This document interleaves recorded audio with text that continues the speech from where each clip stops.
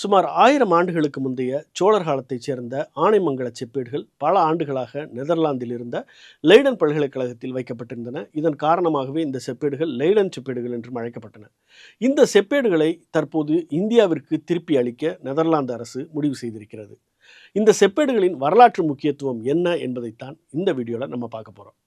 ஆனைமங்கல செப்பேடுகள் என்றும் லெய்டன் செப்பேடுகள் என்றும் வழங்கப்படும் இந்த செப்பேடுகள் 2 காலகட்டங்களில் எழுதப்பட்ட 2 தொகுதிகளை கொண்டவை. இதில் முதல் தொகுதியில் 21 ஏடுகள் இருக்கின்றன. ஒவ்வொரு ஏடும் 14 அங்குல நீளமும் 5 அங்குல அகலத்தையும் கொண்டவை. இந்த தொகுதி ராஜேந்திர சோழனால் வழங்கப்பட்டது. 3 ஏடுகளை கொண்ட 2வது தொகுதி ராஜேந்திர சோழனின் பேரனான குலோத்துங்க சோழனால் வழங்கப்பட்டது. ராஜேந்திர சோழன் வழங்கிய 27 செப்பேடுகளும் ஒரு மிகப்பெரிய வளையத்தால் ஒன்றாக இணைக்கப்பட்டிருக்கிறது. அந்த வளையம் ஒரு அரச முத்திரையால் இணைக்கப்பட்டிருக்கிறது. இதே போல குலோத்துங்க சோழனால் வழங்கப்பட்ட சிறிய செப்பேட்டு தொகுதியும் ஒரு வளையத்தால் இணைக்கப்பட்டுள்ளது. அடுத்ததாக இந்த செப்பேடுகளில் என்ன இருக்குது அப்படிங்கிறத பார்க்கலாம். ராஜேந்திர சோழன் வழங்கிய செப்பேடுகளில் 5 செப்பேடுகள் சமஸ்கிருதத்திலும் 16 செப்பேடுகள் தமிழிலும் எழுதப்பட்டிருக்கின்றன. சமஸ்கிருதத்தில் உள்ள பகுதி சோழ மன்னர்களின் பரம்பரையை சொல்கிறது. தமிழில் உள்ள பகுதி ராஜேந்திர சோழனின் தந்தையான ராஜராஜ சோழனின் சில சாதனைகளை சொல்கிறது. ராஜராஜ சோழனின் 21வது ஆட்சி காலத்தில் ஸ்ரீ விஜயநாட்டு மன்னனான மார விஜயதுங்கவர்மன் தன் தந்தையின் பெயரால் நாகப்பட்டினத்தில் கட்டின சூடாமணி விகாரைக்கு ஆனைமங்கலம் என்ற கிராமத்தை தானமாக கொடுத்திருந்தார். அந்த தானத்தை இந்த செப்பேடுகளின் மூலம் அவருடைய மகனான ராஜேந்திர சோழன் தாமிரசாசனம் செய்திருக்கிறார். 3 ஏடுகளை கொண்ட 2வது தொகுதியில் அந்த பௌத்த விகாரைக்கு அளிக்கப்பட்ட தானத்தை அவன் காலத்தில் உறுதி செய்யவும் மேலும் விரிவாக்கிய தானத்தை அளிக்கவும் 1ஆம் குலோத்துங்க சோழன் வழங்கியிருக்கிறார்.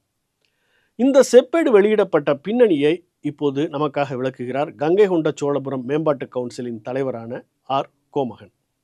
ராஜராஜ சோழன் அவருடைய 21வது ஆட்சி ஆண்டில், அதாவது கிபி 1005ஆம் ஆண்டு 96வது நாள் இந்த ஆணையை வழங்குகிறார். அதாவது கடாரத்து அரசன் தன்னுடைய தந்தையினுடைய நினைவாக நாகப்பட்டினத்தில் சூளாமணி வர்ம விக்கிரகாரம் என்ற ஒரு புத்த விகாரை நிறுவுகிறார்.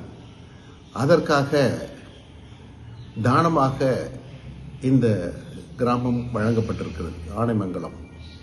இது ராசராசனுடைய 21வது ஆட்சி ஆண்டு.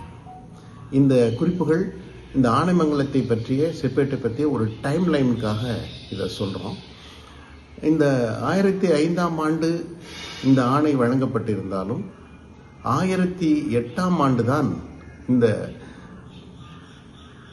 ஆனைமங்கலம் கிராமத்தினுடைய அளவுகளால் முடிந்து வரி புத்தகத்தில் இது பதியப்படுகிறது 1008ஆம் ஆண்டு. அதன் பிறகு இந்த தானத்துக்கு பிறகு 9 ஆண்டுகள் கழித்து 1014இல் ராசராச சோழன் உயிர் நீக்கிறார். அதுவரை இந்த செப்பேடு வெளியிடப்படவில்லை.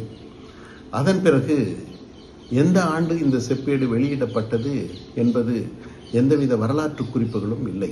ஆனால் அந்த செப்பேட்டிலே உள்ள வடமொழி பகுதியில் 36வது வரி என்ன சொல்லுகிறது என்றால், சிங்காதனத்தில் இருந்த அவருடைய மகனான மதுராந்தகன் இந்த நிலையான சாசனத்தை நிறுவினார் என்று குறிப்பிடுகிறது. அதாவது ராஜேந்திர சோழன் அரியணையை ஏறிய பிறகு இந்த சாசனம் வெளியிடப்பட்டது என்று குறிப்பை இந்த ஆனைமங்கலம் செப்பேட்டினுடைய வடமொழி பகுதியான 36வது வரியில் குறிப்பிடப்படுகிறது.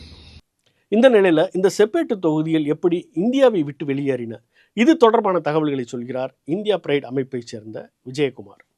அது எப்படி போச்சுன்னு பாத்தீங்கன்னா, ஒரு 1862ல ஒரு சான்ஸ்கிரிட் ப்ரொஃபஸர் ஹெச்.ஏ. ஹமேக்கர் அப்படிங்கிறவர் லீடன் மியூசியம்ல சான்ஸ்கிரிட் டிபார்ட்மெண்ட் ஹெட்டா இருக்காரு.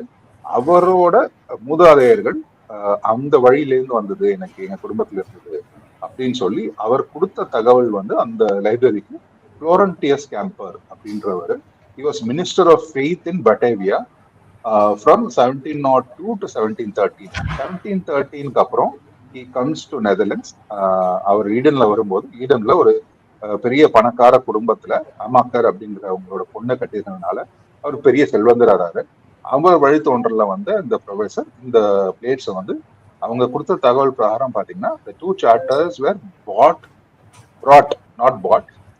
from India to Netherlands by Florentius Campbell. இந்தியாவிற்கு வரவிருக்கும் இந்த செப்பேட்டு தொகுதியை தமிழகத்தில் கொண்டு வந்து பாதுகாக்க வேண்டும் என்கிறார் தமிழ்நாடு தொல்லியல் துறையின் முன்னாள் அமைச்சரான தங்கம் தென்னரசு.